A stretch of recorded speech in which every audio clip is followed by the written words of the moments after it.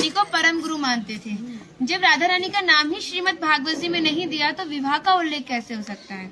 लेकिन श्रीमद् भागवत जी को छोड़ के 12 ग्रंथ ऐसे हैं जो हमारी लाडली जी के विवाह का उल्लेख करते हैं। लेकिन जिस भांडीर वट के नीचे आप खड़े हो, इसका श्रीमद् भागवत जी के 10वें स्कंद के 18वें अध्याय में 22वां श्लोक कि बृहंतो बाहि मानस्य 4 यंत्रस्य गोदनम भांडीरकम नाम बटम जम्बू कृष्णम प्रोग्राम, यानी वृक्ष द्वापर युग में बहुत विशाल था, 4 योजनों में फैला हुआ था। इसकी जो सीमा थी वो 15 किलोमीटर में थी, तो इसको पंचकोशीय वृक्ष के नाम से भी जानते थे। कान्हा जी इन्हीं की शाखाओं पर चढ़ के यमुना मैया को आर पार किया करते थे। मान्यता है कान्हा जी की जो 9 लाख गाय थी दोपहर के समय इसी वृक्ष के नीचे बैठ के विश्राम करती थी।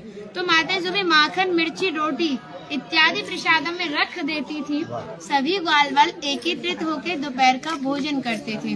और भांडीर वन में सबसे बड़ा विशेष पर इसी प्रसादी का बताया गया है, क्योंकि आप कभी किसी विवाह में जाते हैं तो बिना अन्न प्रसादी के नहीं आते। आप तो लाडली जी के विवाह स्थली आए हो।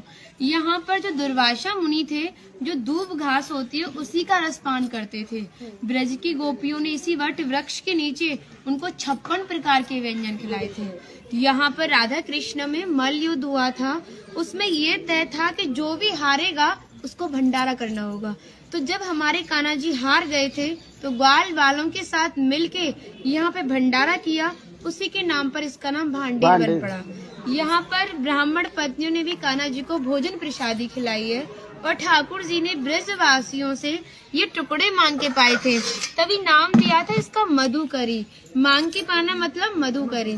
तभी शास्त्रों में ब्रजवासियों को अपना हृदय बताया और कहा कि जब तक ब्रजवासी की कृपा नहीं होगी, ठाकुर जी की कृपा बहुत दूर की बात है। यानी सर्वप्रथम ब्रजवासी की कृपा होना बहुत जरूरी है, जब ही हमारे ठाकुर जी हमारे ऊपर कृपा करते हैं। हमारी राधा रानी ने स्कंद पुराण में इस स्थान के बारे में ये कहा था कि जो भी गुप्त वृंदावन आएगा वो मोक्ष को प्राप्त होगा। यानी भांडीर वन को ही उन्होंने गुप्त वृंदावन कह के संबोधित किया।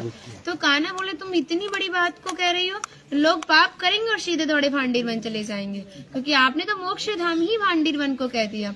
तब हमारी लाडली जी ने कहा नहीं कान्हा, मैं जिस पर विशेष कृपा करूंगी, जिसके प्रति मेरी भक्ति भाव दोनों सच्चे हैं और भक्त मेरी शादी में उपस्थित है। यानी आज से 5,500 वर्ष पूर्व आप इस स्थान पर थे। मनुष्य तो कोई था नहीं, तो अपने आप को कीड़े मकोड़े, घास फूस, पतझड़ इत्यादि अपने आप को मान सकते हो। जो भक्त उनकी शादी में उपस्थित था वो भक्त कई बार वृंदावन आएगा, जब जाके गुप्त वृंदावन आएगा और डायरेक्टली नहीं, किसी न किसी के माध्यम से। इस स्थान तक पहुंचने के लिए माध्यम का होना बहुत जरूरी है और सारा श्रेय भी माध्यम को जाता है, क्योंकि माध्यम ही हमें ऐसे दिव्य स्थान पर पहुंचाता है। और जो भी भक्त भांडीर वन में प्रवेश करेगा, प्रवेश करने से जो कान्हा ने 14 लीलाएं भांडीर वन के अंदर की हैं, उनके दर्शन मात्र का फल प्राप्त होगा। और जो भी यहाँ की एक किनका प्रसादी पाएगा और एक रात्रि निवास करेगा, वो इस ब्रज गौलोक धाम से वैकुंठ गौलोक धाम को जाएगा, क्योंकि जो हमारे ठाकुर जी ने गौलोक धाम को इस 84 कोस में ही बांटा है। आप यहाँ पे जो भी दर्शन करोगे वो प्रकृति की देन के हिसाब से और मानव निर्मित दर्शन है, लेकिन आप गौलोक धाम में जो भी दर्शन करोगे वो ठाकुर जी के हिसाब से है।